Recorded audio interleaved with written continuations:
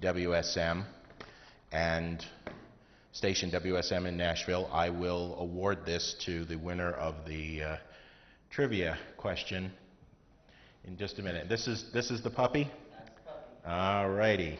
Thank you. Let me just check and see, make sure I can do it from here. Yes, I can. Great. All right. Let's go back to November 1925.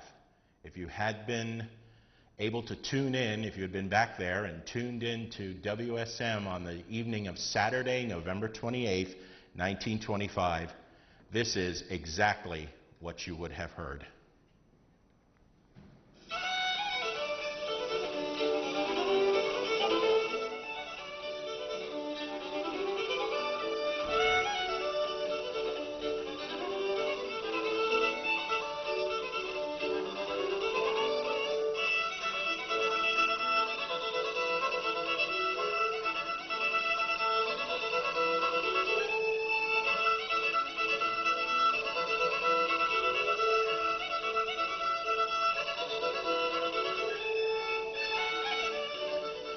This is Uncle Jimmy Thompson. His niece on the piano is Eva Thompson Jones, who is a singer and staff pianist for the brand new station WSM in Nashville, Tennessee. WSM began on October 5th, 1925. It was founded by the son of the CEO of the National Life and Accident Insurance Company, and his name was Edwin Craig. On the opening day broadcast, there were several celebrities present of the day. Of course, radio was very, very young in those days, but one of those celebrities was an announcer named George Dewey Hay, who referred to himself as the solemn old judge. He had begun as a newspaper reporter and columnist, but by the time WSM began, he had been working at WLS in Chicago, and when he came and attended as a representative of radio, he attended the opening day ceremonies at WSM, he was persuaded to leave WLS and join WSM as the program director, which he did on November 9th. Now, WLS, of course, had its barn dance, which was a country and western type music show, and it was very popular. So Hay decided to initiate a WSM barn dance, and on the opening day of that broadcast, November 25th, Eva Jones brought in her 77-year-old uncle, and they duetted for about an hour on various fiddle tunes while she played the piano. He actually played for 1 hour and 5 minutes, my notes say here. And at the end of the program, Judge Hay said, do you know any more tunes, Uncle Jimmy? And he said, why, shucks, a fiddler doesn't hardly get warmed up in an hour. So he was invited back the following week. And that's what WSM has chosen to recognize as the start of the Grand Ole Opry program. Now, I have here a track that was actually recorded in 1931. This is Uncle Jimmy Thompson chatting with a recording engineer named Bill Brown, but certainly his repartee with Judge Hay during the earliest Opry broadcasts cannot have been too different from what you're about to hear.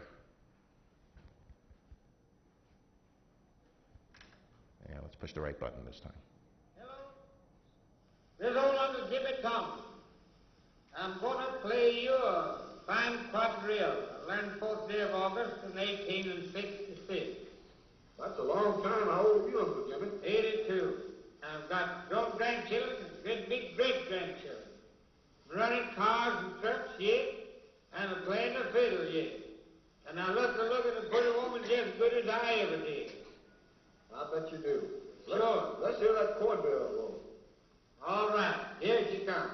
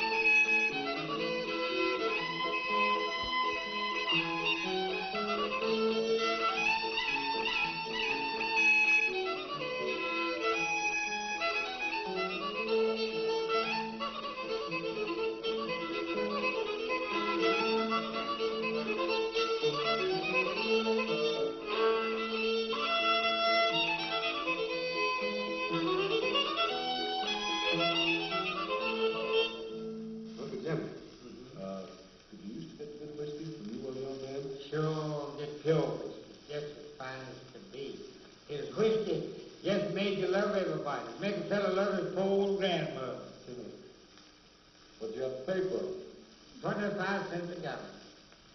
You go to the still Right to to still and get it. Go to the still house, but they didn't have very far to go. Go and get it 25 cents a gallon. It made you love everybody in the place wanting to buy. Do you know that number they call leather breeches? Yeah. Oh, yeah, you bet. I can tell you that leather breeches took effect today, and they ain't never written a toe yet. Let's play some of it. All right.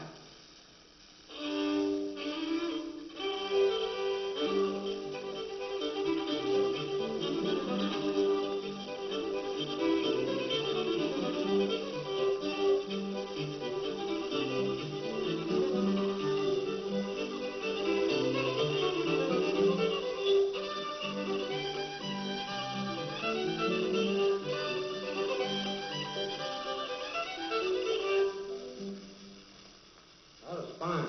Why, sure, that's a good tune. It's fine tune.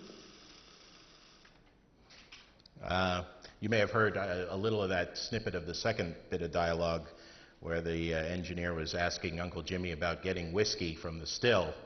Whiskey just makes you love everybody. Well, Uncle Jimmy was none too reliable when he was having whiskey, and he appears on the WSM Barn Dance throughout 1926, but by 1927 he starts to disappear.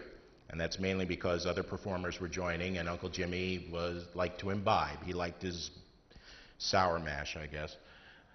In December of 1925, the WSM Barn Dance got its first professional performer, someone who actually made his living touring the South at theaters that specialized in vaudeville and medicine shows and so forth.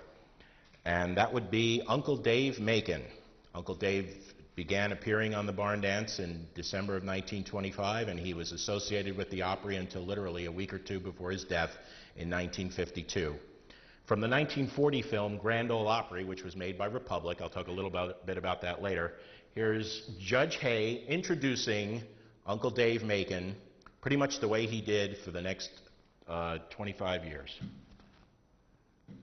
And am I hitting the play button? And now, friends, we present Uncle Dave Macon, the Dixie Dewdrop, with his plug hat, gold teeth, chin whiskers, Gates ajar collar, and that $1 million Tennessee smile, and his son Doris. Let it go, Uncle Dave.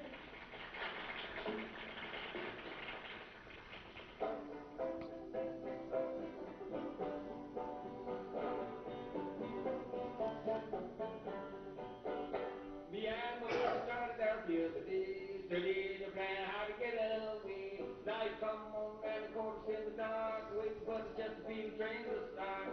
Kentucky was standing right now, the road's been out and two passengers all aboard. Billy reached up and pulled the string, bang a bang a bang a with the passenger train. Take me back, take me back, take me back, take me back, take me back to that old Carolina home. Oh yeah. Tonight, from the home of Ken Murray's Blackout, the El Capitan Theater, Hollywood, Lever Brothers Company presents The Pepsodent Show, starring Bob Hope and his special guest, Al Jolson.